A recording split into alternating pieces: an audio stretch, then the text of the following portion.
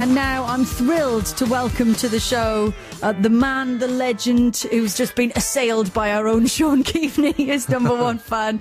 Jimmy Page, welcome to the show. How are you? I'm very well, thanks. Nice to be here. Well, thanks very much for coming to see us. So you've popped in to see us ahead of the new John Bonham documentary, which is premiering on 6 on Bank Holiday Monday at 3. And that's been voiced by Dave Grohl, obviously a Bonham and Led Zepp super fan and a rock star in his own right.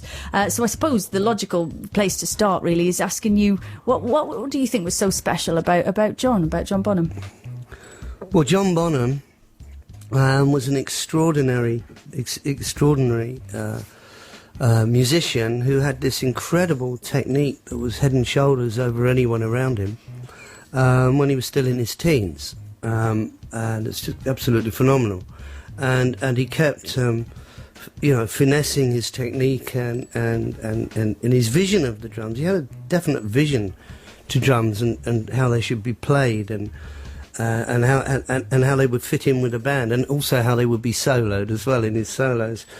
And it's without doubt that his technique was, as I say, beyond everybody else's, and that's why he's so looked to and looked back to with such reverence and love, really, because he was absolutely extraordinary. I mean, you recruited John back when you were with the Yardbirds in the late 60s. Do you remember the first time that you met? Well, I went to see him play with Tim Rose, Tim Rose, for those who don't know, he wrote Hey Joe. Or if he didn't write it, he certainly was the one who was known for singing it, and Hendrix, of course, did that. Yeah. I went to see him play in a club, and at the time, it was at the time when I was putting Led Zeppelin together and sort of headhunting people, and I did actually have a drummer in mind because, of course, it was not of course, but actually, this incredible talent that was there in the Midlands, the reputation of John Bonham hadn't really come outside of the Midlands, but he got this gig with Tim Rose, and he was playing in London in a small club, and I heard him and I thought, this is absolutely, he's absolutely amazing. He's definitely the drummer to try and pull on board with this. It was his attitude to his playing, but the dynamics as well. Okay, I mean that was a key to what I was going to try and get together in this Zeppelin band. Exactly, because you were already at that point a seasoned musician and producer yourself, and you had a very clear vision for what you wanted. What was your vision, and how did John fit into that? How did he help make it happen? I had a vision of what I wanted to do with the band, with the music of it. It was certainly going to be. It was going to have sort of blues to it. It was going to have rock to it, and there was going to be sort of more eclectic taste to it too. I mean, for example, "Babe, I'm Going to Leave You," things like that. Things that, for example, the way that I'd planned that out was no one else had ever done anything like that before. But Bonham's playing just brought so much to everything. It was, was so much more than if another drummer had have played them. So there was so much spirit within the band. Of course, you had 4 people in Led Zeppelin, which were sort of musical equals, if you like. I would say so. But John, I think, with drummers, they're the backbone of a band. They've got to be the most reliable one in there. Half the engine room, exactly. Yeah, absolutely. I mean, his legacy and the Led Zeppelin legacy's endured for decades now.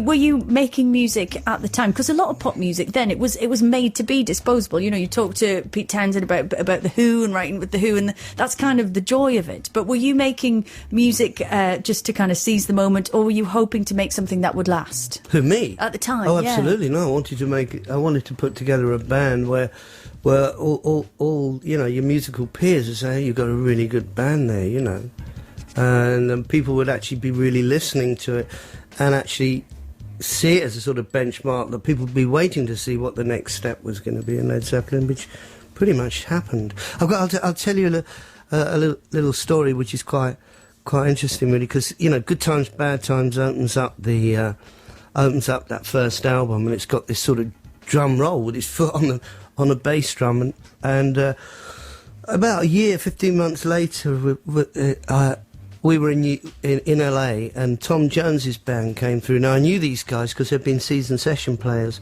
and there was a drummer called Ronnie Verrill who played in the big bands, and he was one of the most respected session players, and for his technique and his feel. And again, he had so much enthusiasm when he played, and I met him in the lobby of the Continental Hyatt House, and he said, "Oh, we're really so proud of what you did with your band," and he said, "Yeah, that drummer of yours, he used 2 bass drums on that opening track, that Good Times, Bad Times." Oh, that's cool. He knows the track, and I said, "No, he's using a single bass drum," and he said, "Where is he? Where is he? Can you introduce him to me?" So I said, "Sure." I took him up to John's room, and he was thrilled to meet Ronnie Verrill because he knew exactly what he was. And he said, "What do you do? Like, show me what you do with your foot." And he went, "Oh, I can't believe it. And here's somebody who was real creme de la creme." Wow. And I mean, I knew John was brilliant, but here it was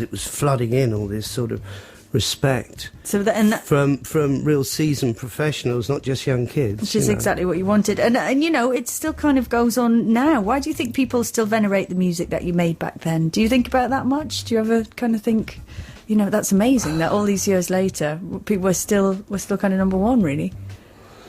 Well, I think what it is, it's for really, really good musicians, you know, imaginative musicians with attitude, that actually not just playing like one guy superstar in a band. The idea of this was to have a band, and it was. So it had sort of this fifth element to it, you know, which was that is playing really superbly as a band, and exploring and experimenting and breaking new barriers, and playing very honestly as well. I mean, you know, those things are done in just a few takes with a few overdubs on top, sometimes a lot of overdubs, but different parts, you know, new parts to embellish what you already have, and to, you know.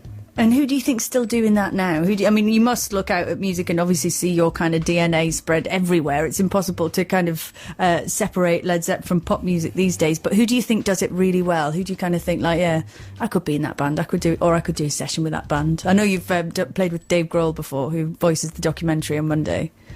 Would he be up there for you? Well, he's got John Bonham's tattoo on his arm, so I suppose he's a sort of surrogate member, really, isn't he? Yeah, absolutely. There's lots of bands that are playing. Certainly lots of bands when they're starting to play, because that's the spirit of it, isn't it? All playing together and playing, and the synchronisation of a band, you know. And finally, I mean, but that's the spirit. That spirit goes way back to the sort of music that we all were turned on by, and actually what made us want to play in the first place individually. It was usually bands. Groups. Well, listen, I mean, Jimmy, I can't let you go without asking you. There was talk last year about Zepp getting together, doing Glastonbury 2010. Obviously hasn't happened so far, but Bono's got a bit of a back. He's knackered his back. So I was just wondering, would there be any possibility? Would you rule that out in future? Do you think, doing one of the big festivals? I never ruled anything out in the future from the O2. Well, that's the way to live. Listen, thank you so much for joining us. It's an absolute pleasure to have you on the show. It's been a real pleasure. The brilliant Jimmy Page on Six Music. And since we were talking about the song, here's Good Times, Bad Times.